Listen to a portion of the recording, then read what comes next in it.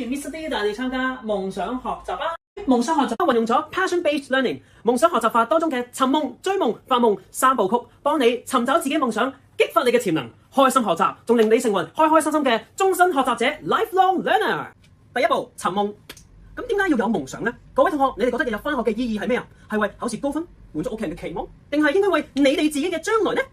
首先，我會帶你去體驗夢想學習法嘅快樂同埋意義。喺夢想學習班入邊，學生會進行 Passion Project 夢想之旅，揾到夢想甚至實現夢想。第二步，追夢。首先，我哋要諗下夢想之旅需要嘅協助兩個方面，人嘅協助同埋資源協助。第一，人嘅協助有老師、朋友、家長嘅協助。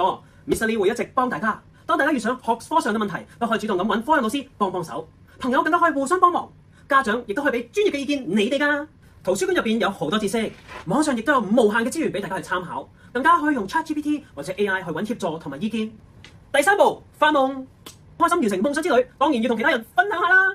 分享嘅途徑可以由細到大，細嘅分享俾屋企人同埋朋友，大少少嘅話同同學、老師分享，甚至上載喺網上媒體分享俾全世界70億人啊！